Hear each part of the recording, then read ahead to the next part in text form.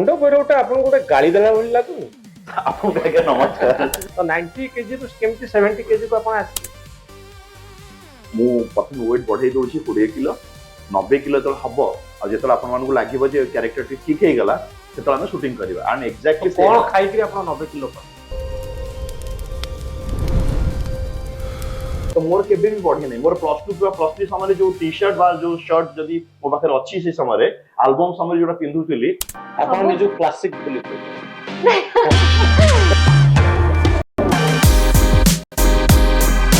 I love you समझते कहली हां किंतु सेही आई लव यू टाको किए को प्रकार रे कहिला 8 वर्ष छुआ को साड़ी पिन्हे देले से केनी दौड़िबो सेडा करियर थिला यस तुम से आगर केबे करनी कौन सो परिधान करंती बुझिया माने एते ठाकुर पाखु महाप्रसाद बोहिया को जाउछि प्रॉपर से जेमति से माने पिंधंती अंटारे बंधा जाई तो हम पोस्टर देखले जानि परिबे से हम ट्रेलर गोटे सीन अछि हां सेटा से more one of the my favourite shots एटा बड़ा अच्छा प्रथम फोर्टनाइट दिन सुलोचना जानि निजे ता माने कोन एटा काहे कि से लोकटा किए ए लोकटा किए मु तो एठी सुए ए लोकटा काहे मो में तुगा से पसिला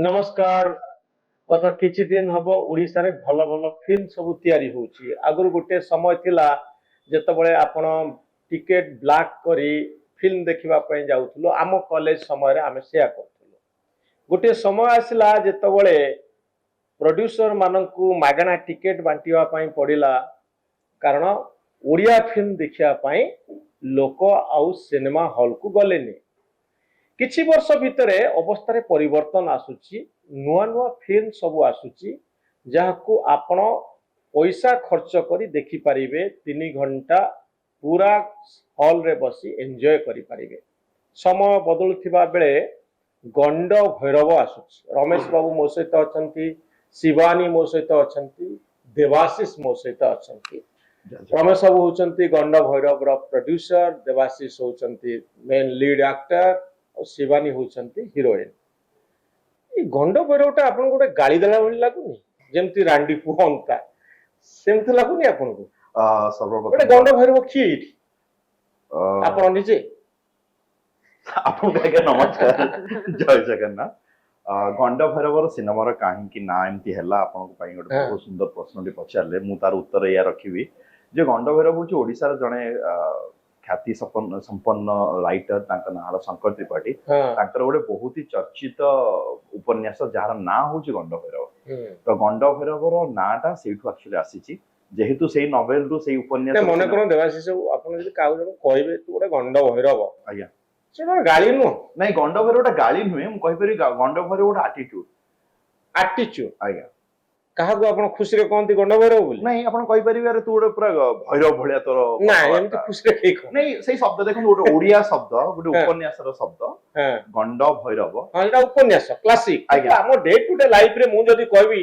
देवाशीष तमे गोटे गंड भैरव आज्ञा तमे को भले रे नबो मु खुशी भी एक्चुअली गाली रो पूरी लेवल्स पे ना गोटे एटा कोन लेवल लगा मूर्खटा एटा भी गोटे गाली आउ आपण जो फिल्म ना कहले से भी गोटे गाली कथा कहबो तेनो गाली रो लेवल्स थाय एटा कोन लेवल लगा एटा छोट पिला माने लेवल देखि गोटे कथा कहबी आपण जदी मते आ परे मते लोक माने जोठी मु जीबी मो दाखिबे गंड भैरव आसिला सबुठ अधिक खुशी एटा आपण फिल्म बोली କିନ୍ତୁ ଆପଣ मते जदी कहबे तू गोटे गंड भैरवटे की सामाजिक रमेश बाबू कहबे गोटे गंड भैरव प्रोड्यूसर आपण खराब लागो रमेश जण गंड भैरव संवादिक हां जदी कहला मते आज्ञा आज्ञा मते लागिबोनी खराब नहीं से आपण गाली करी कोइ परिबेनी सेटा जो गेल्ला गालीटा माने आई मा माने जेमति खोलदे एटा गंडटा गंड गंड मु एक्चुअली प्रश्न नहीं नहीं ए प्रश्न भी ए प्रश्न गंड शब्द को नहीं बहुत गंडगोल चलची अच्छा बर्तमान ओडिसा रे आंदोलन हेलानी आपण जानिथिबी कि नै गंडमाला बिल ए गंड माने सेमान को हम सी शब्दटा को व्यवहार कला बेलकु सेमान कहउछन हम जाति प्रति एटा गोटे अपमान जे प्रकृत हमर हम गोटे ट्रेडिशनली गंड बोली रहिछु किनु गंड को जो सेंस रे हम यूज करू सेटा नै ते गंड बड़ प्रोड्यूसर हिसाब रे आपण काई चिंता नाम सब बाछुछन जेमति रांडी पुओ हमता गंड भैरव आर अपन रांडी पुओ हमता तो कालो उपन्यास सेते तो रांडी कटि गेला हां सेते कटि पूरा हमर कटलानी काई तो काई कटि बिकॉज़ ए नार समथिंग रे भलो अछि ହଁ ଗଣ୍ଡା ଅର୍ଥ ସେ ଗୋଟେ ବୁଦ୍ଧୁ ପିଲାଟିଏ, ସେ ଗୋଟେ ମୂର୍ଖଟି, ସେ ଗୁଣ୍ଡାଟିଏ, ମାନେ ମୁଣ୍ଡାଟିଏ, ମୁଣ୍ଡା। ମୁଣ୍ଡା ନୁହଁ ମୁଣ୍ଡା। ମୁଣ୍ଡା ତ ଏଇଟା ତାର actually କାହାଣୀ। ତ ଏଇଟା ପିଓର ଗୋଟେ ବହିର ଫିଲ୍ମ କରିଛି, ଉପନ୍ୟାସରେ ମୁଁ କରିଛି। ହୁଁ ଏଇଟା ପିଓରଲି ସେ ଗୋଟେ ମୂର୍ଖଟିଏ, ଗୋଟେ ବୁଦ୍ଧୁଟିଏ ଆଉ ଗୋଟେ ମୁଣ୍ଡାଟିଏ। ହଁ ହଁ, ତ ସେ ଜାଣିନି କିଛି ଜାଣିନି, ସେ କଣ ଝିଅ କଣ ଇଏ ସେ କିଛି ଜାଣିନି, କଣ ହିରୋଇନ କିଏ ହିରୋ କିଏ କଣ ସେ କିଛି ଜାଣିନି। ଓନ୍ଲି ଜାଣିଛି ଠାକୁରଙ୍କ ଭକ୍ତ ସେ ଯିବ ଅବଢା ନେଇକି ଯିବ କି ତୁଳସୀ ପତ୍ର ନେଇକି ଯିବ, ଠାକୁରଙ୍କ ଯିବ, ଠାକୁର ପୂଜା କରିବ, ବାସ୍ ତ କିଛି ଜାଣିନି। ହଁ ମତେ ଏଇଟା ଭାରି ହଉଛି ଖୁସି ତା ଲାଗିଲା। ରମେଶ ରମେଶ ବାବୁ ଏ ଗଣ୍ଡ ଭୈରବରେ ଆପଣ ଟଙ୍କା କାଇଁ ଲଗାଉଛନ୍ତି? ମାନେ ମୋର କହିବା କଥା ହଉଛି ଜେନ୍ ଜି କଲଚର ଆସିଲାଣି ଇନଷ୍ଟାଗ୍ରାମରେ ବହୁତ ଚାଲୁଛି, ମାନେ ତାଙ୍କ ଜେନେରେସନରେ ବହୁତ ଆଜ୍ଞା, କମ ମାନେ କମ ବୟସର ତ ପିଲାମାନେ କଥା ଦେଖୁଛନ୍ତି। ଏଇ ଗଣ୍ଡ ଭୈରବ ସହିତ ସେ ଇନଷ୍ଟାଗ୍ରାମରେ ଯୋଉମାନେ ଅଛନ୍ତି ସେମାନେ ଲିଙ୍କ କରିପାରିବେ, ନିଜକୁ ରିଲେଟ କରିପାରିବେ? ନା ଏବେ କଣ ହେଇଛି ଆପଣଙ୍କ ପୁଅ ରମେଶ ବାବୁ ମୁଁ ଭାବୁଛି ମାଟ୍ରିକ ପଢୁଥିବ, ନା ନା ଏତେ ବଡ ପିଲା ନୁହଁ। ଏତେ ଭଗବାନ ଆପଣ ବହୁତ ଛୁଆଟା। କମ ବୟସ। ଆଚ୍ଛା କୋଉଠି ଦେବାଶିଷଙ୍କ ପୁଅ କ୍ଲାସ 7 ରେ ଷ୍ଟାଣ୍ଡାର୍ଡ 7 ରେ ପଢୁଛି। ଝିଅ Standard ବଡ? 6 ରେ ପଢୁଛି। ଝିଅ 12th ରେ? ମୋ ଝିଅ 12 ପାସ୍ କରିଗଲା। ହଁ ଆପଣଙ୍କ ଝିଅ ଏ ଗଣ୍ଡ ଭୈରବକୁ ଲିଙ୍କ କରିପାରିବ? ମୋ ବାପା ହିସାବରେ ନୁହେଁ। ମୁଁ ଏଇ କଥାର କେବଳ ଗୋଟିଏ ଆନ୍ସର ରଖିବାକୁ ଚାହିଁବି। ମନେ କରନ୍ତୁ ମୁଁ ଗଣ୍ଡ- ଯାହା ଦେଖୁଛି କିନ୍ତୁ ଗୋଟେ କଥା କହିବି, ମତେ ଆପଣ ଯଦି କହିବାକୁ ମୌକା ଦେବେ ତାହେଲେ ମୁଁ କହିବି। ହଁ। ଦେଖନ୍ତୁ ଯଦି ଆମେ ସେମିତି ନାଁଟା ରଖିନଥାନ୍ତୁ, ହଁ ଆପଣ ଇଣ୍ଟରଭ୍ୟୁର ପାଖାପାଖି 20 ମିନିଟ ସେଇ ବିଷୟରେ ଡିସ୍କସ ନାଇଁ ନାଇଁ ମୁଁ କହୁନି, ମୁଁ କେବଳ ନାଁ କଥା କହୁନି, ବେଳେ ଯୋଉ ବେଳେ- କଣ୍ଟେଣ୍ଟ, ବେଳେ ଏଇ ବେଳେ ଯୋଉ ସେଟିଂ, ହୁଁ। ଏଇ ଯୋଉ ପ୍ରକାରର ଯୋଉ ସ୍କ୍ରିନ୍ ପ୍ଲେ, ଏ ସବୁ ଜିନିଷ ସହିତ ଗୋଟିଏ 20-25 ବର୍ଷ 30 ବର୍ଷର ପିଲା ନିଜକୁ ଲିଙ୍କ କରିପାରିବ କି? ଆପଣ ମୁଁ ଯାହା ଭାବୁଛି ଯେ ଏତିକି ପିକ୍ଚର ମୁଁ ଦେଖିଛି ପୁରୀର ଲ୍ୟାଣ୍ଡସ୍କେପକୁ ନେଇକରି ଆପଣ କରିଛନ୍ତି ଗୋଟେ ବୋଜିଆ, ଗୋଟେ ଜଗନ୍ନାଥଙ୍କର କୁଡୁଆ ଉଠଉଥିବା ବ୍ୟକ୍ତି, ସେ କ୍ୟାରେକ୍ଟରଟି ସେମିତି ଅଛି। ମୁଁ ତ ଫିଲ୍ମ ଦେଖିନି ଏପର୍ଯ୍ୟନ୍ତ ସୁଦ୍ଧା। ଆଜ୍ଞା। ତ ମୋ କହିବା କଥା ଜଣେ ବାଙ୍ଗାଲୋରରେ ରହୁଛି, ଦିଲ୍ଲୀରେ ରହୁଛି, ଆସ୍ପିରେସନାଲ କ୍ଲାସ, ଏଇ ଯେମିତି ଆମ ଶିବାନୀ ସେ ଜର୍ଣ୍ଣାଲିଜିମ କରିଛନ୍ତି, ଜର୍ଣ୍ଣାଲିଜିମ ପରେ ଫିଲ୍ମକୁ ଆସୁଛନ୍ତି, ତାଙ୍କ ବୟସରେ ଯୋଉମାନେ ଅଛନ୍ତି ସେ ଯଦି ଆକ୍ଟର ନ ହେଇଥାନ୍ତେ ସେଇ ଫିଲ୍ମଟାକୁ ଦେଖିଥାନ୍ତେ। ମୋର ଆପଣଙ୍କୁ ପ୍ରଶ୍ନ, ନାଇଁ ଯଦି ଆପଣ ସେଥିରେ ହିରୋଇନ ନ ହେଇଥାନ୍ତେ, ଆକ୍ଟିଂ ନ କରିଥାନ୍ତେ, ନର୍ମାଲ ୱେରେ ପଇସା ଦେଇକରି ଗଣ୍ଡ ଭୈରବ ଦେଖିବାକୁ ଯାଇଥାନ୍ତେ କି? ଆମେ ତ ଗଣ୍ଡଭୈରବ କିଡ୍ ବିଷୟରେ ସ୍କୁଲରୁ ସେ ହିଁ ପାଠ ପଢିଛନ୍ତି, ତାଙ୍କ ଆଉଟଲୁକ୍ ବହୁତ ଅଧିକା। ଆମେ ଗଣ୍ଡଭୈରବ ବିଷୟରେ ହିଁ ଡିସ୍କସନ କରିବା।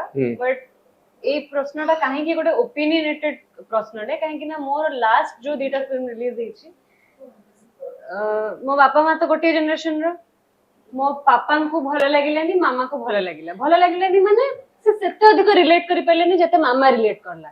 ସେମାନେ ତ ସେମ୍ ଜେନେରେସନର।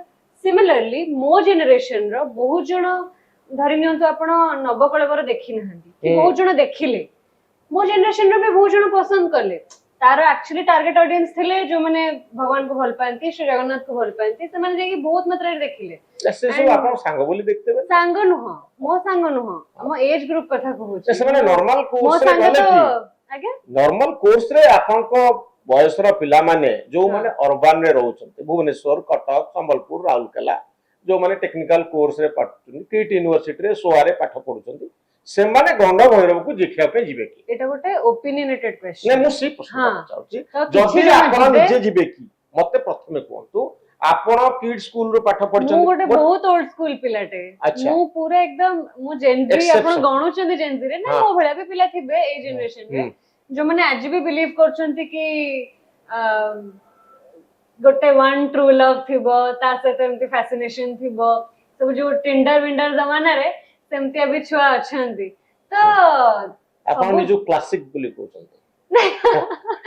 ନାଇଁ, ବହୁତ ମାତ୍ରାରେ ବହୁବେଳେ ମୁଁ ଚେଷ୍ଟା କରେ ଯେ ଜେନଜି ସହିତ ଟିକେ ପାଦ ମିଳେଇ ଚାଲିବା ପାଇଁ, କାହିଁକିନା ମୋ ମନଟା, ମୋର କଥାବାର୍ତ୍ତା ବହୁତ ଓଲ୍ଡ ସ୍କୁଲ। ସମସ୍ତେ ଆଗ୍ରି କରିବେ ଯୋଉମାନେ ମୋ ସହିତ ମିଶିଛନ୍ତି, ଟିକେ ଜାଣିଛନ୍ତି। ମୁଁ ଟିକେ ବହୁତ ଓଲ୍ଡ ଆପଣ ସ୍କୁଲ। ଏକ୍ସେପସନ ହେଇପାରନ୍ତି, ବ୍ୟତିକ୍ରମ।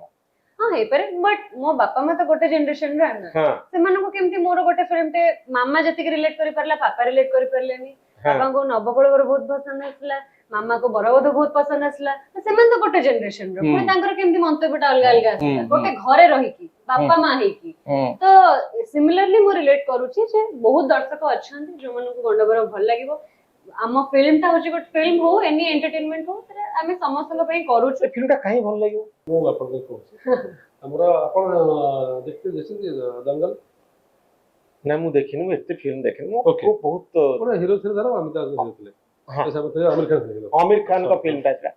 କେତେ ମୋଟା ହେଇଥିଲେ କେତେ ସେ ଗୋଟେ କେତେ ଗୋଟେ ସୁପରଷ୍ଟାର ସେ ମାନେ 100+ କିଲୋ ହେଇକି ସେ ଫିଲ୍ମରେ ଆକ୍ଟିଂ କରିଛନ୍ତି ଗୋଟେ ବୁଢା ବାପା ହେଇଛନ୍ତି ଲୋକ କାହିଁ ଫିଲ୍ମ ଦେଖିଲେ କାହିଁ ଦେଖିଲେ ଫିଲ୍ମ ଷ୍ଟୋରି ଭଲ ଥିଲା, ଷ୍ଟୋରି ହଁ Story। କନେକ୍ଟିଂ ଷ୍ଟୋରି Yes, ଥିଲା। ସେ ଆସୁଥିଲେ ସେମିତି ଆମ ଫିଲ୍ମ ଷ୍ଟୋରି ଗୋଟେ ଦମଦାର କାହାଣୀ ଅଛି ଆପଣ ଜାଣି ରଖିବେ ଯେ ଆସ୍ତେ ଷ୍ଟୋରି ନେଇକି ମତେ ରାଇଟର କହିଲେ ଷ୍ଟୋରି ଅଛି ମୁଁ ଷ୍ଟୋରି ଶୁଣିଲି 3 ଟାଇମ୍ ମୁଁ ମାନେ ଆଖିରୁ ଲୁହ ଆସିଲା ମତେ ଷ୍ଟୋରି କୁହା ବନ୍ଦ ହେଲା ପୁଣି ଆଉ ଥରେ ମୋ ଆଖି ପୁଣି ଲୁହ ପଛିଲେ ପୁଣି ଆଉ ଥରେ ଷ୍ଟୋରି ପୁଣି ଆଖିରେ ଲୁହ ଆସିଲା ପୁଣି ଆଉ ଥରେ ଷ୍ଟୋରି ଷ୍ଟୋରି ଥିଲା ଯେ ଲୁହ ଆସିଗଲା। ନିହାତି ସେଇଭଳିଆ ଆପଣ ନିହାତି ସବୁ କହିହେବନି ମୋ ଫିଲ୍ମ ଦେଖିଲେ ଜାଣିବେ ଲୋକ ଆଜିକାଲି ଛୁଆଙ୍କୁ ଜେନ୍ଜିଙ୍କୁ ସମସ୍ତଙ୍କୁ ଗୋଟେ ଭଲ କାହାଣୀ ଦରକାର ସେ ଯୁଗ ପଳେଇଗଲା ସେ ମାର ଧାର ସେ ଯୋଉ ଲଭ୍ ପ୍ରେମ ଆଇ ଲଭ୍ ୟୁ ସେ ଯୁଗ ଫିନିଶ ହେଇଗଲା ନାହିଁ ସେ ଯୁଗ ସେଟା ବି ଚାଲିବ ସେ ବି ଚାଲି ବହୁତ ସେଇଟା ଗୋଟେ variation। ଏବେ ରମେଶ ଭାଇ ଏଇଆ କହିବାକୁ ଚାହୁଁଛନ୍ତି ଏବେ ଆକ୍ଚୁଆଲି ଯୋଉଟା କି ଆମେ ବି ମାର୍କ କରିଛୁ ବିଗତ 2 ବର୍ଷ ହେଲାଣି ଯଦି ଆମେ ଓଡିଆ ଫିଲ୍ମ ଇଣ୍ଡଷ୍ଟ୍ରିର ରୂପରେଖା ଦେଖିବା ଏବଂ ସ୍ପେଶାଲି କୋଭିଡ ପରେ କଣ୍ଟେଣ୍ଟ ଓରିଏଣ୍ଟେଡ ସବଜେକ୍ଟ କାହାଣୀକୁ ନେଇକି କାରଣ ଆଜିକା ଦିନରେ କିଏ ବି ହିରୋ ହଉ କିଏ ବି ହିରୋଇନ ହଉ ଯଦି କାହାଣୀ ଭଲ ହେଇନାହିଁ ଲୋକମାନେ ରିଜେକ୍ଟ କରୁଛନ୍ତି ଯଦି କାହାଣୀ ଭଲ ଅଛି ସେଥିରେ ଆପଣ ନୂଆ କଳାକାରଙ୍କୁ ନିଅନ୍ତୁ ବା ସେତେ ବଡ ସୁପରଷ୍ଟାର ବା ସେତେ ବଡ ମେଗାଷ୍ଟାର ବା ସେତେ ବଡ ସେଲିବ୍ରିଟି ନହେଲେ ବି ଯଦି କାହାଣୀ ଭଲ ଅଛି ତାହେଲେ ଲୋକମାନେ ପସନ୍ଦ କରୁଛନ୍ତି। କାହାଣୀ ଭଲ ମାନେ କଣ? କାହାଣୀ ଭଲ ମାନେ ଯୋଉଟା ଆଗରୁ ଦେଖିନଥିବେ ହଁ କିମ୍ବା ଗୋଟେ ଷ୍ଟୋରି ଟେଲିଂ ରିଲେଟେବଲ ଷ୍ଟୋରି ଟେଲିଂ ଯୋଉଟା କି ଆଗରୁ ଦେଖିନଥିବେ କୋଉଠି ଗୋଟେ ୟେସ୍ ଏତେ ସୁନ୍ଦର ଭାବରେ ଶୁଣନ୍ତୁ ଆଇ ଲଭ୍ ୟୁ ସମସ୍ତେ କୁହନ୍ତି ହଁ କିନ୍ତୁ ସେଇ ଆଇ ଲଭ୍ ୟୁ ଟାକୁ କିଏ କୋଉ ପ୍ରକାରରେ କହିଲା ହଁ ସେଇଟା ହଉଛି କଥା ଆଣ୍ଡ ଇନଫ୍ୟାକ୍ଟ ଏଇ ଫିଲ୍ମରେ ଯୋଉଟା ଆପଣ ପଚାରିଲେ କାହିଁ ଦେଖିବେ ଗଣ୍ଡ ଭୈରବ କେବଳ ଗଣ୍ଡ ନାହିଁ ଇଭେନ ଯୋଉ ଚରିତ୍ରଟା ମୋର ସିଏ ବି ଗୋଟେ ମାନେ ଇନୋସେନ୍ସ ର ପିକ୍ ଗୋଟେ ଝିଅଟେ ଆଣ୍ଡ ଏମିତି କାହାଣୀ ଆକ୍ଚୁଆଲି କେବେ ହେଇନି ଯୋଉଠି ଗୋଟେ ବୋଝିଆର କାହାଣୀକୁ ଏତେ ସୁନ୍ଦର ଭାବରେ ଦେଖାଇଥିବ ଆଉ ଗୋଟେ ଇଣ୍ଟେଲେକ୍ଚୁଆଲି ଚ୍ୟାଲେଞ୍ଜ ଝିଅଟାର କାହାଣୀକୁ ଏତେ ସୁନ୍ଦର ଭାବରେ ଦେଖାଇଥିବ ଆଣ୍ଡ ବିଶ୍ୱାସ କରିବେନି ଆଇ ଡୋଣ୍ଟ ନୋ ମୁଁ ଏଠି କହିବା ଉଚିତ କି ନୁହେଁ କ୍ୟାମେରାରେ ବିକଜ ସେ ଝିଅ ଯାଇକି ବି ପହଞ୍ଚିବ ବି ଗୋଟେ ଝିଅଟେ ଅଛି ମୋର classmate who is very innocent like this character ଏବଂ ତା ସହିତ ସମସ୍ତେ କେମିତି ବ୍ୟବହାର କରୁଥିଲେ କ୍ଲାସରେ ମୁଁ ଦେଖିଛି ତ ଏମିତି ଗୋଟେ ବହୁତ ରିଲେଟେବଲ ଜିନିଷ ଯୋଉଟା କି ଦର୍ଶକ ମାନଙ୍କୁ ଆଗକୁ କେବେ ଆସିନି ତ that is the reason I କଣ think ହେଇଥିଲା ଯେ ସେମିତି ଲୋକ ରିଲେଟ କରୁଥିଲେ ତାକୁ? relate ନୁହେଁ she was intellectually challenged ମାନେ ବୟସ ବଢି ଯାଇଥିବ ତାଙ୍କର କିଛି ଗୋଟେ ଅଲଗା ସ୍ପେଶାଲ ଗୁଣ ଥିବ ସେ ବହୁତ ଭଲ ପାଠ ପଢେ ଟପର ଏବେ ସେ ୟୁନିଭର୍ସିଟିରେ କିନ୍ତୁ ଆମେ ମାନେ ଯେମିତି କଥା ହଉ ସେ ସେମିତି କଥା ହୁଏନି ତ ଚୁପଚାପ ରହିବା ବା shy ହେଇକି ଯୋଉଟା ମୋ ରହୁଥିବ। ଚରିତ୍ର ସୁଲୋଚନା ତା ବୟସ ବଢି ଯାଇଛି କିନ୍ତୁ ତା ମାଇଣ୍ଡ ଏବେ ବି ଗୋଟେ ବହୁତ ଛୋଟ ଛୁଆର ଅଛି ଯୋଉଟା ଗୋଟେ ଡିଜର୍ଡରଟେ ତ ସେଇ ଉପରେ କାହାଣୀଟେ ଆଣ୍ଡ ତାକୁ କେତେ ଭଲ ପାଇବା ଦେଲେ ସେ ନର୍ମାଲ ହବ କି ଗୋଟେ ଭଲ ବିହେଭ କରିବ ସେଇ ଯୋଉ ଇମୋସନାଲ କନେକ୍ସନ ସେ ଯୋଉ ଇମୋସନାଲ ରିଲେସନशिप କୌଣସି ସିନେମାରେ କେବେ ମୁଁ କିନ୍ତୁ ଦେଖା ହେଇନି ଏଇଠି ଆଉ ଗୋଟେ କଥା ବି ଆପଣଙ୍କୁ କହି ରଖିବି ଆମେ ଯେତେବେଳେ କୌଣସି ସିନେମା ଦେଖନ୍ତି ନା ତ ଯେତେ ଅରିଜିନାଲ ହେଲେ ବି କାହାଣୀ କୋଉଠି ନା କୋଉଠି ସହିତ ରିଲେଟ ହେଇଯାଏ ହଁ ଏଇଠୁ ଏଇ ଜାଗାଟା ଏଇଠି ମିଶୁଛି ଆମେ ତ କହିଲ ନା but ଏଇ ଜଣେ cinema- ଜଣକୁ ଭଲ ପାଇବା ତ ଆଇ ଲଭ୍ ୟୁ ହିଁ କହିବ ବଟ୍ ଏଇ ସିନେମାରେ ମୁଁ ଆପଣଙ୍କୁ କହି ରଖୁଛି ଆପଣ ତ ସିନେମାଟା ଦେଖିବେ ଆଉ ଦର୍ଶକ ମାନେ ଯେତେବେଳେ ସିନେମାକୁ କମ୍ପ୍ଲିଟଲି ଦେଖିବେ ସେମାନେ ସମସ୍ତେ ମୋ ସହିତ ଏକମତ ହେବେ ଆମ ସିନେମାରେ ଯୋଉ ଫ୍ରେଶନେସ୍ ଅଛି କାହାଣୀର ଏଇଭଳିଆ କାହାଣୀ ବୋଧହୁଏ ଓଡିଆ ଫିଲ୍ମ ଇଣ୍ଡଷ୍ଟ୍ରି 90 ବର୍ଷ ଇତିହାସରେ ଏଇଭଳିଆ କାହାଣୀଟିକୁ ନେଇକି କେବେ cinema ହେଇନା all credit goes to Shankar Yes, Tripathi yes, sir ସେ yes. ସୁନ୍ଦର ଭାବରେ ଆଉ ଯୋଉ ଲେଖିଛନ୍ତି। କଥାଟା ସବୁବେଳେ ଚାଲିଛି ଆମରି ଓଡିଆ ଦର୍ଶକ ମାନେ ସବୁବେଳେ ଆମକୁ ଗୋଟିଏ କଥା କହିଛନ୍ତି ଏଇଟା ତ ଆମେ ବହୁତ ଥର ଶୁଣିଛୁ ହିଟ୍ ଫିଲ୍ମ କହିଲେ ଆପଣ କଣ ବୁଝନ୍ତି?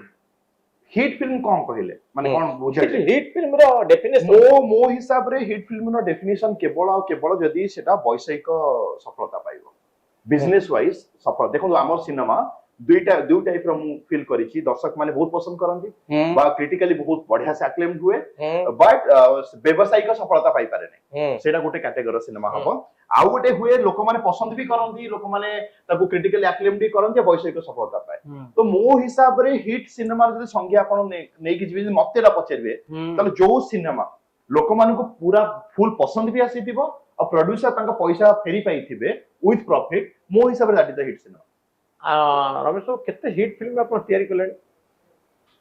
ଦେଖନ୍ତୁ ଆପଣ ତ ଲଣ୍ଡନରେ ଯାଇ କରିବା ପାଇଁ ଚିନ୍ତା କରୁଥିଲେ ଏଥର କ୍ୟାନସଲ ହେଇଗଲା ଫିଲ୍ମ ଫେଷ୍ଟିଭାଲ କରୁଛନ୍ତି ଆୱାର୍ଡ ସେରିମନି ସିଙ୍ଗାପୁରରେ କରିଥିଲେ ଦୁବାଇରେ କରିଥିଲେ ବେଙ୍ଗଲୀ ଫିଲ୍ମ ଷ୍ଟାର ମାନଙ୍କୁ ନେଇକରି ଦୁବାଇରେ କରିଥିଲେ ପଇସା ପାଉଛନ୍ତି ନା କେମିତି କୋଉଠୁ ଆଣୁଛନ୍ତି ପଇସା?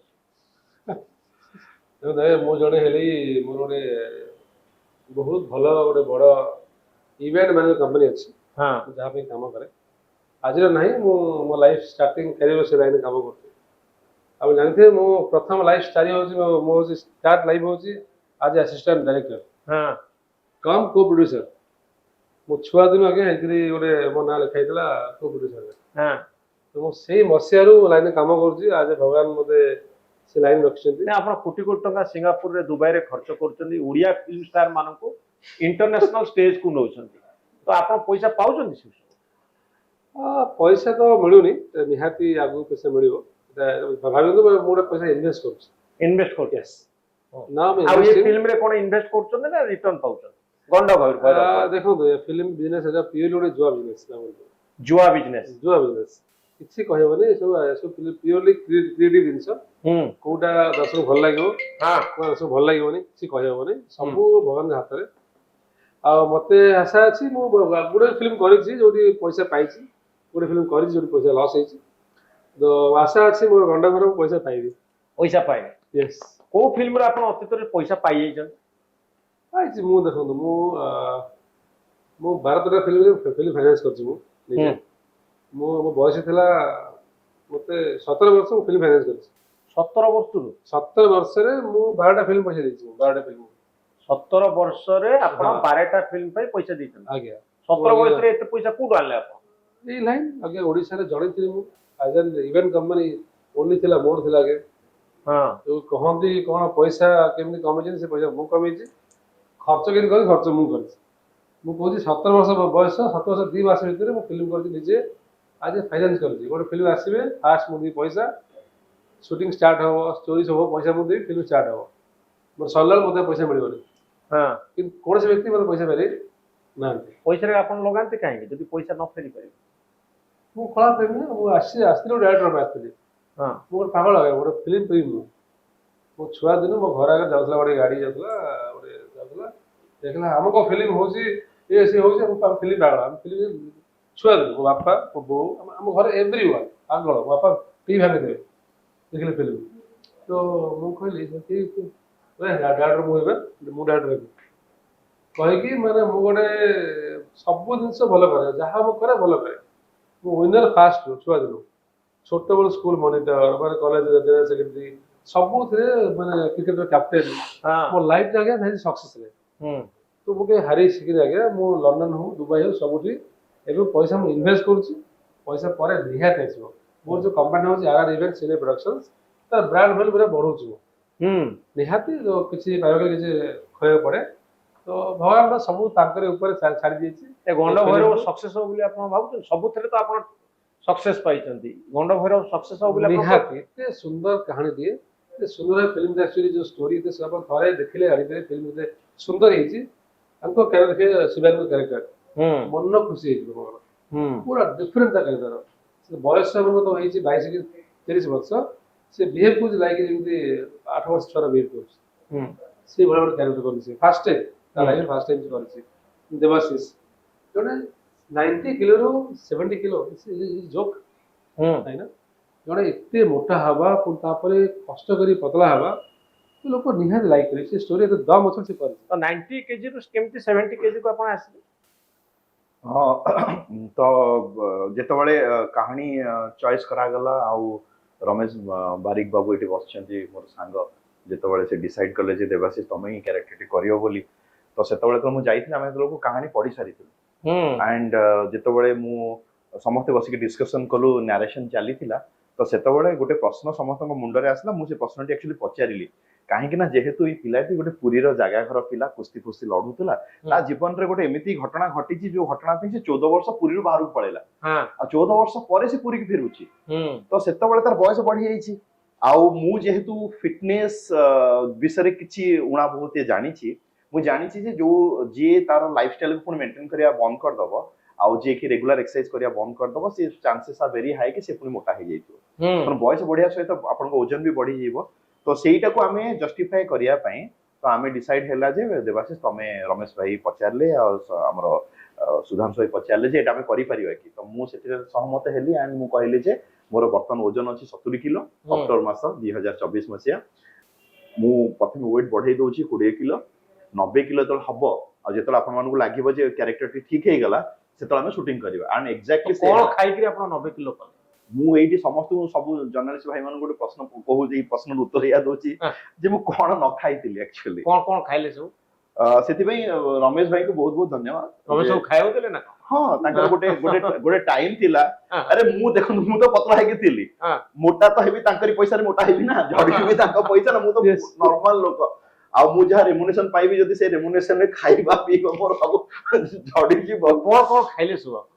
ଦେଖନ୍ତୁ ମୁଁ ସବୁ ମୁଁ ତାକୁ ଏଇଆ କହିପାରିବି ଅନହେଲ୍ଦି ଖାଇବା ବହୁତ ଖାଇଲି ବହୁତ ଅନହେଲ୍ଦି ଖାଇବା ଖାଇଲି ଆଳୁ ଚପ ବରା ଏସବୁ ଖାଇଲେ? ସେଇଟା ତ ଗୋଟେ ସାମାନ୍ୟ କଥା ଆଉ ବ୍ରିକ୍ କଣ? ବ୍ରିକ୍ ଆଇସ୍କ୍ରିମ ଖାଇଲି ଚକୋଲେଟ୍ସ ଖାଇଲି ବିରିୟାନୀ ଦିନକୁ 2-3 ଥର ଖାଇଲି ଗୋଟେ ୱେଟ୍ ବଢିବା ପାଇଁ ଆପଣଙ୍କୁ ଯାହା ମେହନତ କରିବାକୁ ପଡେ ଆପଣ ଦେହ ଖରାପ ହେଲା ନାଇଁ? ନାଇଁ ମୁଁ ବହୁତ ହି ଷ୍ଟ୍ରଙ୍ଗଲି ମେଡିକାଲ ସୁପରଭିଜନ ରେ ଥିଲି ଯେତେବେଳେ ଏ ସବୁ ପ୍ରୋସେସଟା ଆରମ୍ଭ ହବା ପୂର୍ବରୁ ମୁଁ ନିଜର ଡକ୍ଟରଙ୍କୁ କନସଲ୍ଟ କଲି ମୁଁ ଯାଇକି ହସ୍ପିଟାଲରେ ନିଜର ଅର୍ଗାନ୍ସକୁ ସବୁ ପରୀକ୍ଷା କଲି ଯେ ମୁଁ ଏଟାକୁ କାରଣ ଏକାଥରେ 20 କିଲୋ ବଢେଇ ଦେବେ ପୁଣି ଆପଣଙ୍କୁ 21 କିଲୋ କି 20 କିଲୋ କମେଇବାକୁ ପଡିବ ଏଟା ଗୋଟେ ଛୋଟ କଥା ନୁହେଁ ଏଟା ଫିଜିକାଲି ବି ଆପଣ ସେତିକି ଚ୍ୟାଲେଞ୍ଜ ହବା କଥା ବା ଫିଜିକାଲି ଆପଣ ସେତିକି ଆପଣଙ୍କ ଭିତରେ ଦମ ରହିବା ଉଚିତ ସ୍ପେଶାଲି ଆପଣଙ୍କ ଆପଣ ଅର୍ଗାନ ଏକ୍ସରସାଇଜ କିଛି କଲେନି? ମୁଁ ସେଇ ସମୟରେ ଏକ୍ସରସାଇଜ କଲିନି ସେ ସମୟରେ ଏକ୍ସରସାଇଜ କେମିତି କରିବି ଆଉ ସେ ସମୟରେ କେବଳ ଖାଇ ଚାଲିଲେ? ମୋର କାଳିମା ଥିଲା ମୁଁ ଚାଲିଲି ବି ନାହିଁ ଯଦି ମୋର ମୋବାଇଲରେ ମୁଁ ପ୍ରତିଦିନ 10,000 12,000 ଷ୍ଟେପ ଚାଲୁଥିଲି ମୋର 3 କି 4 ଷ୍ଟେପ ହଉଥିଲା କେବଳ ଶୋଉଥିଲି ଖାଉଥିଲି ପୁଣି ଟିଭି ଦେଖୁଥିଲି ଖାଉଥିଲି ପିଉଥିଲି ଶୋଉଥିଲି ଆଉ ଓଜନ ବଢଉଥିଲେ? ଆରେ ଓଜନ ବଢଉଥିଲି ଆଣ୍ଡ ଆମର ବି ଥିଲା ନା ଟାର୍ଗେଟ ଯେ ଆମେ କେତେ ଶୀଘ୍ର କେତେ ମାସ ଭିତରେ ବଢିଗଲା ଓଜନ? ମୁଁ ଏକ୍ସାକ୍ଟଲି ସାର୍ ମନେ ଅଛି 90 ଦିନ ଭିତରେ ମୁଁ ପାଖାପାଖି 20 କିଲୋ ବଢେଇଦେଲି ଆଉ କିଛି ବଡିରେ କମ୍ପ୍ଲିକେସନ ହେଲା? ନାଇଁ ଠାକୁରଙ୍କ ଉପରେ କିଛି ହେଲାନି ବଟ୍ ଏଇଟା ମୁଁ ସମସ୍ତଙ୍କୁ ଆଡଭାଇସ୍ କରିବି ଯେ ଏଟା ପ୍ଲିଜ ମୋ କଥା ଶୁଣିକି ଏମିତି କେହି ବଢିବାକୁ ତ କେହି କେହି ଚାହିଁବେନି ବଢେଇବାକୁ ଚାହୁଁନାହାନ୍ତି? ନାଇଁ କେହି ଚାହୁଁନାହାନ୍ତି ବଟ୍ ଏଇଟା ଯୋଉମାନେ ବି କୌଣସି କ୍ୟାରେକ୍ଟର ପାଇଁ ବି ବଢିବାକୁ ଚାହିଁବେ ଯଦି ମୋର କୌଣସି ଫେଲୋ ଆକ୍ଟର୍ସ ବା କିଏ ବି ଶୁଣୁଥିବେ ମତେ ପ୍ଲିଜ ଆକୁ ପ୍ରପର ମେଡିକାଲ ସୁପରଭିଜନ କରିବା ଉଚିତ କାହିଁକି ନା ଏଟା ମୋର ରେଗୁଲାରଲି ପ୍ରତି ମାନେ 15 ଦିନ ଥରେ ବ୍ଲଡ ଟେଷ୍ଟ ହଉଥିଲା ବିପି ଚେକ୍ ହଉଥିଲା ଗୋଟେ ପ୍ରୋସେସ ହେଇଥିଲା ତାପରେ 15 ଦିନ ସୁଟିଂ ହେଇଗଲା ଯେ ଆପଣ ସେ ସବୁ ଡକ୍ୟୁମେଣ୍ଟସ ନେଇକି ଅଛି ଯେ କାଲି ସକାଳେ କହିପାରିନି ଏ ସବୁ ମିଛ କଥା କାରଣ ଆମେ ସବୁ ତାକୁ ଅଲରେଡି ପୁରା ଡକ୍ୟୁମେଣ୍ଟ କରି ଇଏ ସବୁ ପବ୍ଲିଶ କରିସାରୁଣି ତାକୁ କମ୍ପ୍ଲିଟଲି ତ ଆପଣ ପୁଣି କମେଇଲେ କେମିତି? ଆମେ ବାଧ୍ୟ କେମିତି କମେଇଲେ? ପ୍ରୋସେସ କଣ? ଯୋଉଟା ମୋ ଲାଇଫ ଷ୍ଟାଇଲ ଦେଖ ମୁଁ ବଢିବାଟା ମୋ ପାଇଁ ବହୁତ ଡିଫିକଲ୍ଟ ଥିଲା ଟୁ ବି ଭେରି ଅନେଷ୍ଟ କମେଇବା ଡିଫିକଲ୍ଟ? କମେଇବା ମୋ ପାଇଁ ଡିଫିକଲ୍ଟ ନଥିଲା କାହିଁକି ନା ମୁଁ ଜାଣିଛି କେମିତି ୱେଟ୍ କମେଇ ପାରିବେ କେମିତି କମେଇବ? ଜଣେ ଯଦି ପ୍ରଥମ କଥା ହେଲା ସୁସ୍ଥ ଲାଇଫଷ୍ଟାଇଲ ମେଣ୍ଟେନ କରିବା ମୋ ପାଇଁ ସୁସ୍ଥ ଲାଇଫଷ୍ଟାଇଲ ହେଲା କଣ ଆପଣଙ୍କର ପ୍ରଥମ କଥା ହେଲା ଖାଦ୍ୟ ଇନପୁଟ ଆଉ ଆଉଟପୁଟ ଏ ଦିଟାକୁ ବହୁତ ଜଗିବାକୁ ପଡିବ ଆପଣ କଣ ଖାଦ୍ୟ ଖାଇବା ଉଚିତ କଣ କଣ ଖାଇକିରି ଆପଣ କମେଇଲେ? କିଛି ମାନେ ଖାଇଲି ମାନେ କେବଳ ମୁଁ ପ୍ରୋଟିନ ଉପରେ ଥିଲି ହାଇ ପ୍ରୋଟିନ ଡାଏଟ ରେ ଥିଲି ଲେସ୍ କାର୍ବ ରେ ଥିଲି କମ କାର୍ବୋହାଇଡ୍ରେଟ ନଉଥିଲି ଏକ୍ସରସାଇଜ କରୁଥିଲେ? ବହୁତ ପାଣି ପିଉଥିଲି 2 ଓଳି ଏକ୍ସରସାଇଜ କରୁଥିଲି ଆଉ ତା ଭିତରେ କାର୍ଡିଓର ପାଖାପାଖି ଘଣ୍ଟେ 1.5 ଘଣ୍ଟା କାର୍ଡିଓ ବି ଥିଲା ଆଉ ଏଥିରେ କେବଳ ଝଡିବାର ନଥିଲା ଭାଇ ପୁଣି ସେମିତି ମସଲ୍ସ କ୍ରିଏଟ କରିବାର ଥିଲା ଯେ ଗୋଟେ କୁସ୍ତି ପିଲା ଭଳିଆ ଦିଶିବା ଉଚିତ ବି ଥିଲା ତ ଏସବୁ କେତେ ଦିନ କମେଇବା ପାଇଁ ଲାଗିଲା? ମତେ ଲାଗିଲା ଏକ୍ସାକ୍ଟଲି 85 ଡେଜ 80 ରୁ 85 ଡେଜ 85 ଡେଜ ରେ 21 କେଜି କଣ ଓଜନ କମେଇବା ଆଉ ବଢେଇବା ସବୁ ଆପଣଙ୍କ ହାତରେ ଅଛି? ଆଜ୍ଞା ମଣିଷ ହାତରେ ତ ଅଛି କାହା ହାତରେ ଅଛି ତ ଏଇଆ କଲେ ବଢିଯିବ ଏଇଆ କଲେ କମିଯିବ ତ ୱିଦାଉଟ୍ ଏନି ମେଡିକାଲ କମ୍ପ୍ଲିକେସନ ନାଇଁ କାହା ସହିତ ହବ ନ ହବ I can't give that guarantee କମେଇଲା ବେଳେ କିଛି ଅସୁବିଧା ବି ନାଇଁ ନାହିଁ? ପୁଣି ଏଗେନ୍ ମେଡିକାଲ ସୁପରଭିଜନ କୋଉ ଡାକ୍ତର ପାଖକୁ ଆପଣ ଗଲେ? ଅଛନ୍ତି ୟୁ ଜଷ୍ଟ ଏଇ ଇଣ୍ଟରଭ୍ୟୁ ପରେ ଆପଣ ମତେ କହିବେ ମୁଁ ନମ୍ବର ଦେଇଦେବି ସେ ବଢେଇବା ଆଉ କମେଇବା ସବୁ କାମ କରିବ? ଆଜ୍ଞା ଆଜ୍ଞା ସିଏ ବଢିଆ କାମ କରୁନାହାନ୍ତି ନାଇଁ ଆପଣ କରୁଛନ୍ତି ସେ ସୁପରଭାଇଜ କରୁଛନ୍ତି? ମୋର ବଡିର ଯୋଉ ଆପଣ ଯୋଉ ପ୍ରଶ୍ନଟି ପଚାରିଲେ ଯେ ବଡିର କିଛି ଖରାପ ଇଫେକ୍ଟ ପଡୁଛି ନା ନାଇଁ ସେଇଟାକୁ ମନିଟର କରିବା ପାଇଁ ଡକ୍ଟର ଅଛନ୍ତି ଦେଖନ୍ତୁ ଆପଣ ତ ବଢଉଛନ୍ତି ୱେଟ୍ ବଢଉଛନ୍ତି ଆପଣଙ୍କର ବିପି ବଢିଗଲା କିମ୍ବା ଆପଣଙ୍କର ଅଲଗା କିଛି ପ୍ରୋବ୍ଲେମ ହେଲା ସେଟାକୁ ମନିଟର କରିବାକୁ ପଡିବ ଏବେ ଆପଣଙ୍କ ଓଜନ କେତେ ଅଛି? ମୋ ଓଜନ ବର୍ତ୍ତମାନ 71 72 ଆପଣଙ୍କ ଓଜନ ଆପଣଙ୍କ ହାତରେ ଅଛି? ଏଇଟା ତ ନିହାତି ଏଇଟା କେବଳ ମୁଁ ନୁହେଁ ଯୋଉମାନେ ଫିଟନେସ ଇଣ୍ଡଷ୍ଟ୍ରିରେ ଅଛନ୍ତି ବା ଯୋଉମାନେ ନିଜକୁ ସୁସ୍ଥ ଜୀବନ ଯାପନ କରୁଛନ୍ତି ଆକ୍ଚୁଆଲି ତାଙ୍କ ହାତରେ ଅଛି ତାଙ୍କ ହାତରେ ଅଛି? ଆଜ୍ଞା ଆକ୍ଚୁଆଲି ଅଛନ୍ତି ଆମେ କେବଳ ଭାବୁଛନ୍ତି କହୁଛନ୍ତି ମୋର କାହିଁକି ବଢୁନାହିଁ କି ମୋର କାହିଁକି କମୁନାହିଁ ଆପଣ ଆକ୍ଚୁଆଲି ସେଥିପାଇଁ କୌଣସି ଧ୍ୟାନ ଦଉନାହାନ୍ତି ମୋର ଯଦି କୌଣସି ସ୍କେଡ୍ୟୁଲ ଯଦି କେବେ ମେଣ୍ଟେନ କିଏ କରିବ ମୁଁ ଆଜିକା ଦିନରେ କହୁଛି ଗ୍ରାଜୁଏସନ ପରେ ମୁଁ 32 ଅଣ୍ଟା ଆଜି ପର୍ଯ୍ୟନ୍ତ କେବେ ହେଇନି 32 ଅଣ୍ଟା କେବେ ମାନେ ମୋର ଅଣ୍ଟାର ୱେଷ୍ଟ ଲାଇନ 32 କେବେ ହେଇନି ମୁଁ ଏବେ 30 ର ଅଣ୍ଟା ଜିନ୍ସ ପିନ୍ଧିକି ଆସିଛି ଆପଣଙ୍କ ପାଖକୁ ତ ମୋର କେବେ ବି ବଢି ନାହିଁ ମୋର ପ୍ଲସ 2 କିମ୍ବା ପ୍ଲସ 3 ସମୟରେ ଯୋଉ ଟି ସାର୍ଟ ବା ଯୋଉ ଶର୍ଟ ଯଦି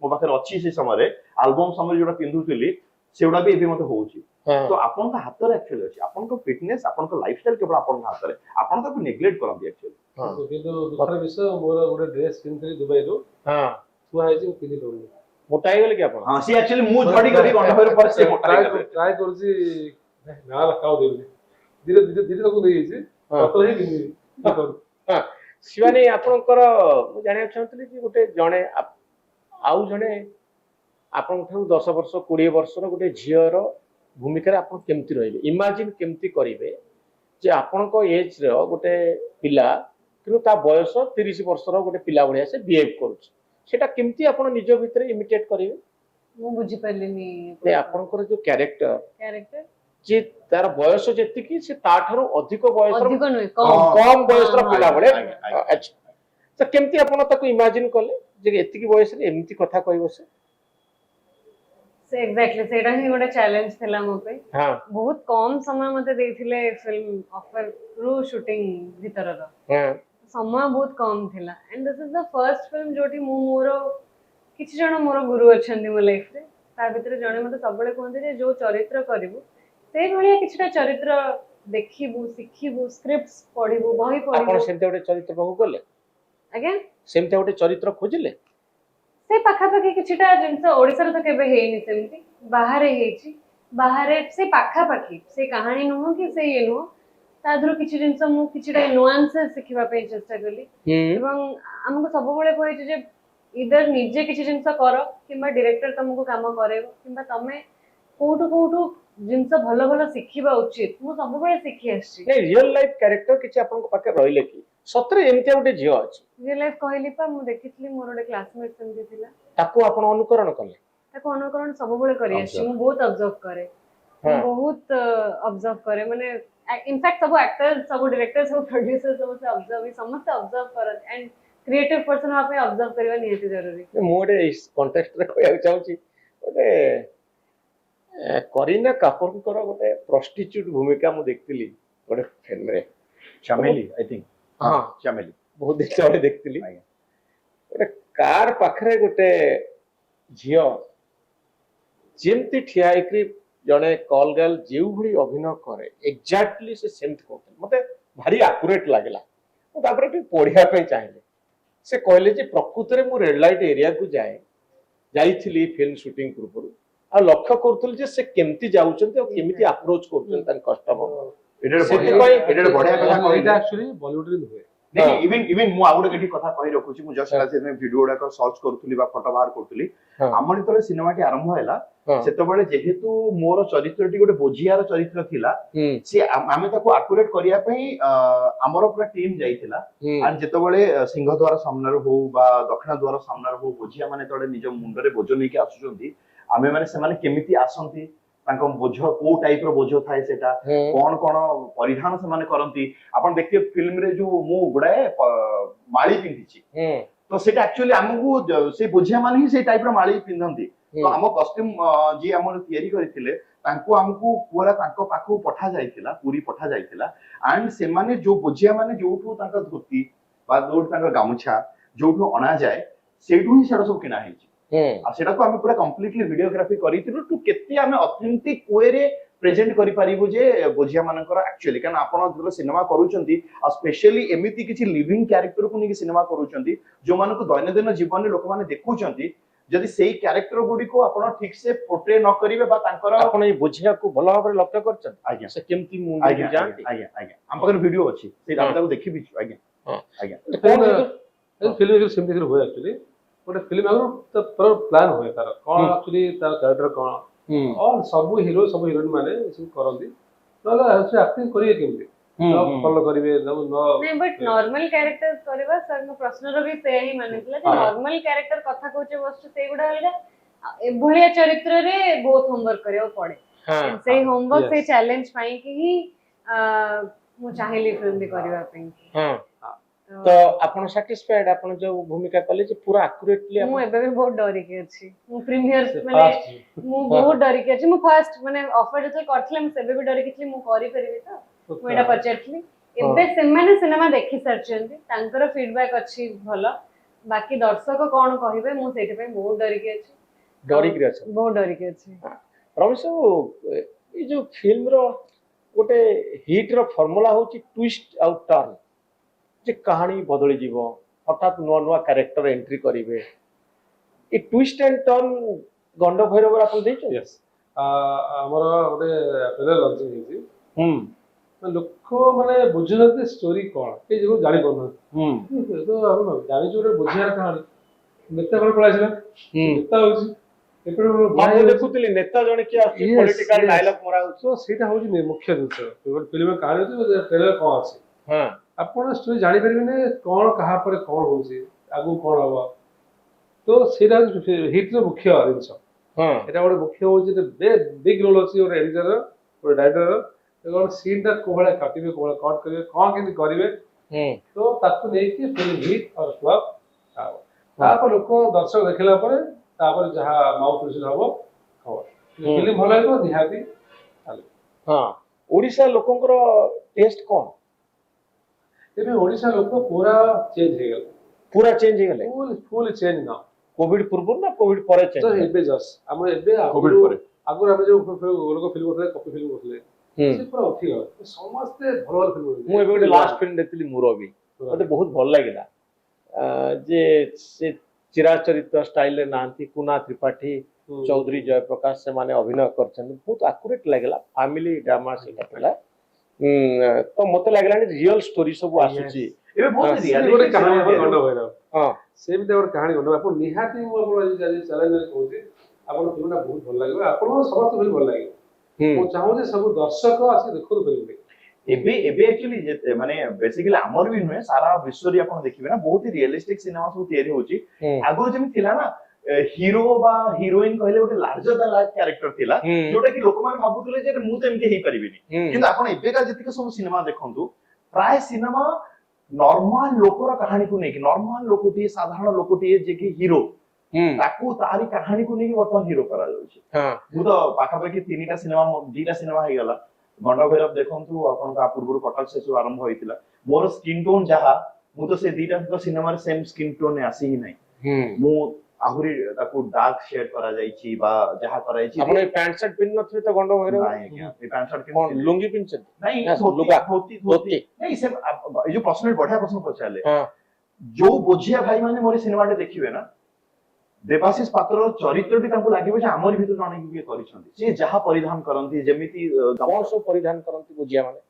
ଦେଖନ୍ତୁ, ବୋଝିଆ ଭାଇ ମାନେ ଯେତେବେଳେ ତାଙ୍କ ରିଏଲ ଲାଇଫ ରେ ରହନ୍ତି, ସେ ବେସିକାଲି ସବୁବେଳେ ପୁରୀ ଲୋକମାନେ ଗୋଟେ ଗାମୁଛା, ତ ପୁରୀ ଗାମୁଛା ତ ସବୁବେଳେ ଥିବ। ଆଉ ଏଇ ସ୍ପେଶାଲି ଯୋଉ କ୍ୟାରେକ୍ଟରଟି, ଇଏ ଯେତେବେଳେ ଘରେ ରହୁଛି half pant, normal half pant ଆଉ ଗଞ୍ଜି, ଖାଲି ଦେହ, ବେକର ଗୋଟେ ମାଳି, ଗାମୁଛାଟିଏ, ଯେତେବେଳେ ଠାକୁରଙ୍କ ପାଖକୁ ମହାପ୍ରସାଦ ବୋହିବାକୁ ଯାଉଛି, ପ୍ରପର ସେ ଯେମିତି ସେମାନେ ପିନ୍ଧନ୍ତି, ଅଣ୍ଟାରେ ବନ୍ଧା ଯାଇଥିବ। ଆପଣ ପୋଷ୍ଟର ଦେଖିଲେ ଜାଣିପାରିବେ, ସେଟା ଅଲରେଡି ଆମେ ଦେଇଛୁ। ଅଣ୍ଟାରେ ବନ୍ଧା ଯାଇଥିବ ଆପଣଙ୍କର ଗାମୁଛାକୁ, ତାପରେ ମାଳି ଗୋଟେ ପଡିଥିବ। ସେ ମାଳି ବି ବିଭିନ୍ନ ପ୍ରକାର ମାଳି ଅଛି। ଜଗନ୍ନାଥ ପାଖରେ ଯେତେବେଳେ ମହାପ୍ରସାଦ ବୋହିବାକୁ ଯାଉଛନ୍ତି, ଯେତେବେଳେ ଅଲଗା ଷ୍ଟାଇଲର ମାଳି ପିନ୍ଧୁଛନ୍ତି, ଘରେ ଯେତେବେଳେ ରହୁଛନ୍ତି ଗୋଟେ ପତଳା ମାଳି ପିନ୍ଧୁଛନ୍ତି। ତ ଏଇ ସବୁ ଜିନିଷ ଯାହା ଗୋଟେ ବୋଝିଆ ଜୀବନରେ ଆମେ ଯେତିକି ଷ୍ଟଡି କରିପାରୁଛୁ, ବୋଝିଆ ଭାଇ ମାନଙ୍କୁ ଦେଖିକି, ତାଙ୍କୁ ପଚାରିକି, ସବୁ ସେଠି ପାଇବେ। ଆପଣଙ୍କୁ ଲାଗିବ ନାହିଁ ଯେ ଏଥିରେ ଦେବାଶିଷ ପାତ୍ର ଅଛନ୍ତି ବୋଲି, ଆପଣଙ୍କୁ ଲାଗିବ ଯେ ସେଇ ଜଗନ୍ନାଥ, ସତରେ ଜଣେ ବୋଝିଆ ଆସିକି ଭୂମିକା। ଆଜ୍ଞା, ଜଗନ୍ନାଥ ବେହେରା, ଆପଣଙ୍କୁ ଲାଗିବ ଯେ ଜଗନ୍ନାଥ ବେହେରା ସେ କ୍ୟାରେକ୍ଟରଟି ତାଙ୍କରି ଭିତରୁ ଜଣେ ବୋଧେ କିଏ କରିଛି।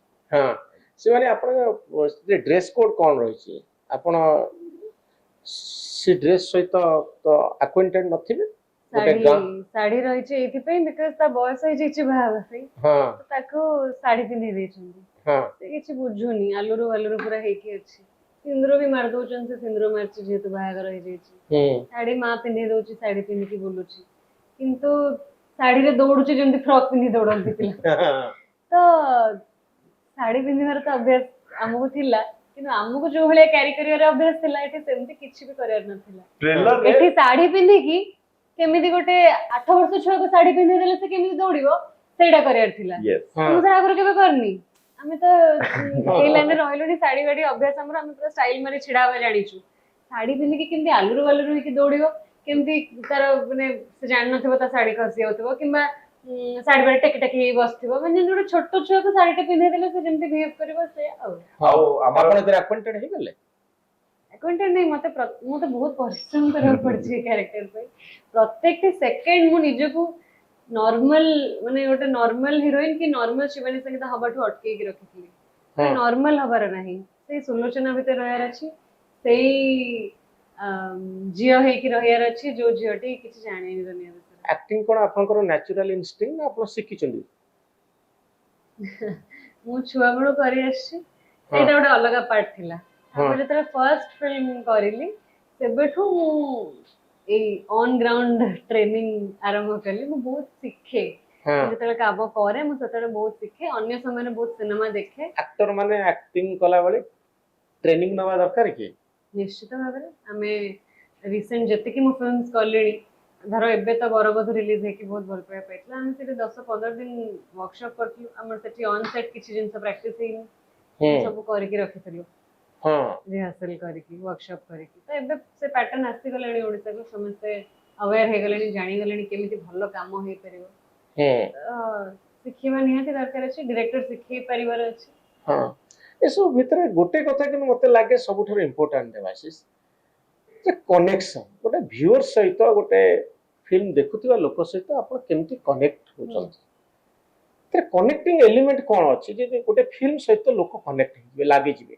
एवं बेले बेले कहा जाए गप ऊपर जे भलो गप काहा को कहा जाए जेतबळे रेलवे स्टेशन रे बसिकरी आपण बही पढुथिबे गप पढुथिबे ट्रेन फेल हे जिवे सेटा होची भलो गप बोली कहा जाए तो जेतबळे जणे भूली जिवो जे सतरे जे आ परे कोन हला जेतबळे मन को प्रश्न आसीबो सेतबळे सेटा गोटे भलो फिल्म बा भलो गप बोली हम कहबा तो आपण कोन ग्यारंटी दे कहि परिबे गंड भैरव रे गोटे सीन देला परे आपन भीतर गोटे क्वेश्चन आस्तिबो आ परे कोन एक्चुअली एटा ही अछि हम सिनेमा रे जदि सिना अवधि होची 2 घंटा 14 मिनिट हाँ। बट ए जो 2 घंटा 14 मिनिट भितरे आपण भाबंतु गोटे 30 वर्ष रु नै कि गोटे 55 वर्ष रो जति कि जर्नीटा पूरा देखा जाय इवन शिवानी करबी तो आ भितरे बहुत कथा अछि जोटा कि आपन को प्रतिटा सीन अलगा लागिवो बा प्रतिटा सीन परे कोन हबो से जो आपन भीतर से जो आसीबो जे हां उत्कंठा आसीबो जारे आपरे कोन हबो जब सिनेमा गोटे अलगा मोड को जाउची तल आपन लागिवो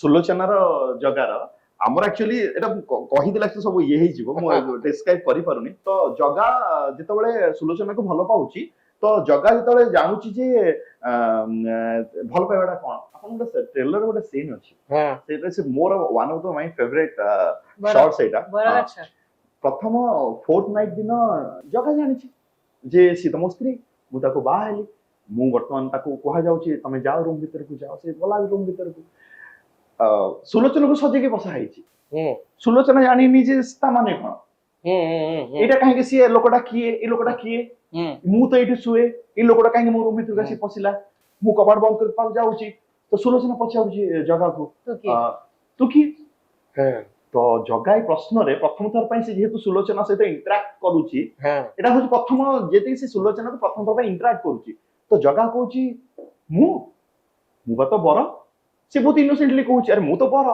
तू कोन पचाउछु तो सुलोचना कहूची सुलोचना के जीवन में जानिची बर माने बर गछ तो सुलोचना बहुत इनोसेंटली कहूची बर बर तो गोटे गछ अच्छा तू कोन गोटे गछ तो एई जुडू आपण बुझी परिबे जे ता भीतर केते डेप्थ अछि ए जो सीन रे केते डेप्थ अछि जे गोटे लोक जे कि ता जीवन रे प्रथम थर पय ता स्त्री को भेटिया को जाउची एते वर्ष हेलानी माने से तार मन रे जो उत्कंठाटा थिला से सेटा पय जाउची अन ता स्त्री ताको पचाउची तू किए तो एई सब बहुत सारा ट्विस्ट एंड टर्न नाम पिक्चर रे अछि जोटा कि प्रति क्षेत्र रे दर्शक तले ताका सीट रे बसी के सिनेमा को एन्जॉय करूथुबे ताका मन रे प्रश्न आस्तुबो अच्छा आपर कोन पुणी आपण माने गोटे दिगो को गला आडको पुणी आ गोटे दिगो को कहानी जाउची तो एई बळिया बहुत सारा ट्विस्ट आउट तमे सब यात्रा बेसी लोक देखुछन ना फिल्म बेसी लोक देखु अच्छा यात्रा आपण यात्रा माटे कोन नाते एक्चुअली सेटा गोटे खरा आप एते पैसा लगौछन ना आमे फिल्म लवर हां यात्रा लवर नो मोर सपना छुआ दिन थिला और डायरेक्टर हेबी ए दिन डायरेक्टर हेबी मु पिक्चर हेबी मु ताको कहूची बस माजे प्रोड्यूसर कहबी मु ताको काम रे बहुत खुशी ताको रे बहुत खुशी एवरीथिंग और फिल्म और package very nice well made film है एक्चुअली मंडा भैरव तो दर्शक निहाती लाइक करिवे माने सुंदर एक्टिंग मु मुहरे कहि दे समस्त मुहरे ମତେ ମିଛ ଭଲ ଲାଗେନି। ଶିବାନୀ ଏତେ ସୁନ୍ଦର ଗୋଟେ ଗୀତ ମୋର ହେଲା ରିଲିଜ ହେଲା, ମୁଁ ତ ଦେଖିସାରି କମ ସେ କମ 20-25 ଥର। ସେ ଦି ଜଣ ଏତେ ଭଲ ଆକ୍ଟିଂ କରିଛନ୍ତି, ମାନେ ଏତେ ସୁନ୍ଦର ମରାମତି ଏତେ ସୁନ୍ଦର ଲାଗିଲା ମତେ, ମାନେ ଯାହା ଦରକାର ଅଛି ଗୋଟେ କ୍ୟାରେକ୍ଟର ପାଇଁ ସେ କରିଛନ୍ତି। ତ ଖୁସି ଲାଗୁଛି। ତ ଫିଲ୍ମ ଆହୁରି ମୁଁ ଆଗକୁ ହଁ ନିଶ୍ଚିତ ଭାବରେ ମୋର ଏପଟେ ସୁଟିଂ ହବ ଡିସେମ୍ବରରେ, କହିଦେଉଛି ରିଭିଲ୍ ମୁଁ କରିବିନି। ସେଠି ହିରୋଇନର ଫାଇଟ୍ ଅଛି, 4ଟା ଫାଇଟ୍। ନୂଆ ଫିଲ୍ମ ଆଣୁଛନ୍ତି ବୋଧେ? ମୁଁ ତାକୁ ଆଜି ହେଲା ରିଲିଜ 16 ତାରିଖ, 21ରୁ ଗୋଟେ ଫାଇଟ୍ ମାଷ୍ଟର ଡାକିଛି ବାହାରୁ, ତ ଶିଖେଇବ ଏବେଠୁ। କାହାକୁ ଶିଖେଇବେ? ରିଭିଲ୍ ହବ ଗୋଟେ ହିରୋଇନ, ତାର 4ଟା ଫାଇଟ୍ ସେ ଝିଅ ଅଛି। ମୋ ଫିଲ୍ମ କହୁଛି ଏବେଠୁ ସେ ଫାଇଟ୍ ଶିଖୁଛି, ଷ୍ଟାମିନା ବଢେଇବୁ, ଇଏ କରିବୁ, ଫାଇଟ୍ କରିବୁ, ରେଡି ଅଛି କରିବା ପାଇଁ। ଆଚ୍ଛା, ତ ଆମକୁ ଫିଲ୍ମ ଭଲ ଲାଗେ, ଫିଲ୍ମ କରିବା, ଯାତ୍ରା ଦେଖିବା, ଭଗବାନ ଚାହିଁଲେ। ଲୋକ ବେଶୀ ଯାତ୍ରା ସାଙ୍ଗରେ ଅଛନ୍ତି। ନାଇଁ ମୁଁ କିନ୍ତୁ ମୁଁ ଏଇ କଥାରେ କହିବି, ସବୁ ପ୍ରକାର ଦର୍ଶକ ଅଛନ୍ତି। ଏମିତି ବହୁତ ଦର୍ଶକ ଅଛନ୍ତି ଯୋଉମାନେ ସିନେମା ବି ଦେଖୁନାହାନ୍ତି, ସେ କେବଳ ଟେଲିଭିଜନ ଦେଖୁଛନ୍ତି। ତ ଦର୍ଶକ ନିଜ ନିଜର ଇଚ୍ଛା ଅନୁସାରେ ଯାତ୍ରା ଭାଇ କହିଲେ କୋଉଟା ଅଧିକ ଲୋକ ଅଧିକ, କାହିଁକି ନା ଯାତ୍ରାଟା Live ପ୍ରତ୍ୟେକଟି ଦେଖିବାକୁ ମଜା। ଗଳି କନ୍ଦି ଗାଁରେ ପହଞ୍ଚି ପାରୁଛି। ଯାତ୍ରାରେ ନିହାତି ଭାବରେ ବେଶୀ କଷ୍ଟ ରହୁଛି, ଗୋଟେ ଥରକରେ ସେମାନେ କରନ୍ତି, କଟ୍ ହୁଏନି। ଆଣ୍ଡ ଲୋକଙ୍କ ତାପରେ ଲାଇଭ ଦେଖିବାର ଅଲଗା ମଜା ବି ଥାଏ। ତ ଯାତ୍ରା ତ ମୁଁ ତ ଛୁଆ ବେଳେ ବହୁତ ଯାତ୍ରା ଦେଖି ଭାଇ, ଯଦି ଆପଣ ମତେ ପଚାରିବେ ଏବେ ମୁଁ ଯାତ୍ରା ମୁଁ ରାତି ଅନିଦ୍ରା ହେଇକି ଯାତ୍ରା ଦେଖିଛି। କାରଣ ଯାତ୍ରା ଆଉ ଅନେକ ଫିଲ୍ମ ଷ୍ଟାର ବି ଯାଇ ଯାତ୍ରାରେ ପାର୍ଟିସିପେଟ କରୁଛନ୍ତି। ଆଜି ନୁହେଁ, ବହୁତ ଆଗରୁ ହର ଭାଇ ବି ଯାତ୍ରାରେ ଯାଇକି ଅଭିନୟ କରିଛନ୍ତି, ଡିରେକ୍ସନ ଦେଇଛନ୍ତି। ଅଶ୍ରୁ ଭାଇ ଯାତ୍ରାରେ ଅଭିନୟ କରିଛନ୍ତି, ରାଇ ଭାଇ କରିଛନ୍ତି। ତ ଯାତ୍ରା ଫର୍ମାଟ ସେ ଗୋଟେ ଅଲଗା ଫର୍ମାଟ। ତ ସେଇଟା ବି ଗୋଟେ ଭଲ ଅଭିନେତା ମାନଙ୍କର କାମ। ଆଜିକା ଦିନରେ ଯାତ୍ରା କରିବା ଜମା ସହଜ କଥା ନୁହେଁ, ତେଣୁ ଲୋକଙ୍କର ବିଭିନ୍ନ ଚଏସ୍ ଅଛି। ତ ଆଜିକା ଦିନରେ ଲୋକଙ୍କୁ ଯାହା ଯେମିତି ପସନ୍ଦ ଆସିଲେ ଦେଖୁଛନ୍ତି ଆଉ କଣ। ସେ ମୋର ଲାଷ୍ଟ ପାର୍ଟ କୁ ଯିବା। ନାଇଁ ମ ମଜା ଆସୁଥିଲା। ମୁଁ କହୁଥିଲି ଯେ ଗୋଟେ କ୍ୟାରେକ୍ଟର କୁ କ୍ୟାରେକ୍ଟର ଭଳି ଦେଖାଯାଏ। ଆମର ଗୋଟେ ଟ୍ରାଡିସନାଲି ଗୋଟେ ଧାରଣା ଥିଲା ଯେ ହିରୋ ହବ ସେ ସେଣ୍ଟର ଅଫ ଆଟ୍ରାକ୍ସନ ରହିବ, ତା ଭିତରେ ତା ଡ୍ରେସ୍, ତାର ଷ୍ଟାଇଲ, ତାର କ୍ୟାମେରା ମୁଭମେଣ୍ଟ ତା ପାଇଁ ଅଲଗା ରହିବ। ଯେ ଗୋଟେ ଡେଲି ୱେଜ ଅର୍ଣ୍ଣର, ଗୋଟେ ଲେବର ବି ଗୋଟେ ଫିଲ୍ମର ହିରୋ ହେଇପାରେ, मेड सर्वेंट भी हिरो हो पारे, गोटे बुझिया भी हिरो हो पारे। ये गोटे नुआ ट्रेंड बोली मते लागुची, कारण ट्रेडिशनली हिरो कहले हमर कांसेप्ट टिके अलगा। तो आमे ओडिया फिल्म को आमे जे लक्ष्य करबा, श्रीराम पंडा कहंतु, उत्तम महांती कहंतु, सिद्धांत महापात्र कहंतु, हिरो कहले हिरो माने से सुंदर हेतिबे, चेहरा भलो हेतिबे, भलो फाइट करू, गुलगलिया हेतिबे, आ भलो जगह रे थिबे, डॉक्टर हेतिबे, ऑफिसर हेतिबे, पुलिस अफसर हेतिबे। ए हेले हिरो, हिरोइन माने से सुंदरी हेतिबे 100%। गोटे रोमांटिक सीन थिबो, फाइट करूथिबे, विलेन को बाडौथिबे। एटा होची ट्रेडिशनली बहु वर्ष धरी ए कांसेप्ट गुडा को हमको डोमिनेट करला। बर्तन गोटे फिल्म रे चेंज आसुची, ते गोटे बुझिया भी हिरो होई पारे, ऑटो वाला भी हेई पारे, ऑटो वाला भी हिरो होई पारे। जे कांसेप्ट गोटे कैरेक्टर को कैरेक्टर दृष्टि देखिबा, जे गोटे कैरेक्टर सब बेले माने स्मार्ट हेथिबो, भलो नाचुथिबो, भलो गाड़ी चलाउथिबो, विलेन को बाडई पारुथिबो, ये सब बेले हिरो नुहं। तो गंड भैरवर बोधे मु लागुची रमेश बाबू मु ठीक कहबी, यार एसेंस होउची जे anybody can be a hero. बढ़िया क्वेश्चन करा मो हम फिल्म गंड भैरवर कहानी होची हीरो ना, सी गोटे देखो हीरो भलिया, सी देखो गोटे हीरो भलिया। प्रतिटी कहानी देखिबे, प्रतिटी देखिबे, शॉट देखिबे, केही नो वन आउट भी अच्छे झील अच्छे कहीं लगन जे गोटे हिरो देखा गोटे हिरो देखा आम कहानी से भाया आम हिरो मेन हलो कहानी कहानी मेन होची कहानी। तो जदि शिवानी कहानी स्ट्रांग थाए गोटे फिल्म हिट कर जीवो, हमें चेष्टा करिवो करिया कथा। हमें चेष्टा करिवो दर्शक मानक पाखु को आगो पहुंचू, जते अधिक दर्शक मानक पाखु पहुंचीबो सेमाने डिसाइड करिवे फिल्म को हिट करिया कि फ्लॉप करिवा। हां, कहानी को पिक्चराइजेशन ता ही गोटे हिट करे।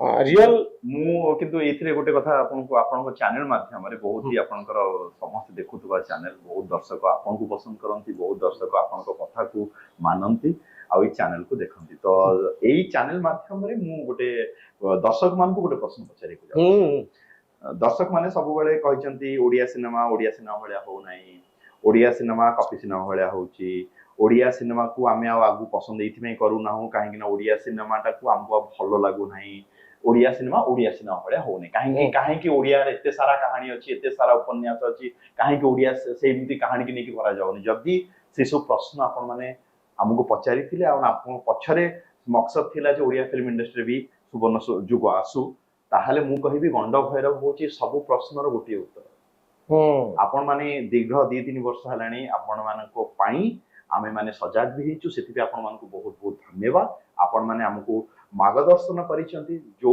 जो जो जहारी ऊपर हम चालिया को चेष्टा करू केते वर्ष हलाणी आपण कोविड बेलु लागि छन कोटा एई गंड भैरव नहीं नहीं 2024 मसिया 24 मसिया आज्ञा 2 वर्ष हे गेला ऑलमोस्ट पाखा पाखी हे जिवो तो मु सेति पई कहिबे सेही दर्शक मानको निवेदन करिवे सेही दर्शक मानको अनुरोध करिवे जो माने आम पई हमको कंप्लेन करूथिले बा हमको सजाडिया को चेष्टा करूथिले तार केवल गोटिए प्रश्नर उत्तर होची गंड भैरव जदि आपण माने सतरे से प्रश्न हमको पचारिछंती आ जदि सतरे गंड भैरव हम सेति पई चेष्टा करिछु तन आपण मानको से सिनेमा को देखियो पड़िबो से उत्तर पई तो शिवानी लास्ट रे आपनकर एसेंस कोन ए फिल्म रो जदि गोटे कहजियो गोटे मेसेज कम्युनिकेट करूची ए फिल्म गोटे लार्जर ऑडियंस पे आर मेसेज कोन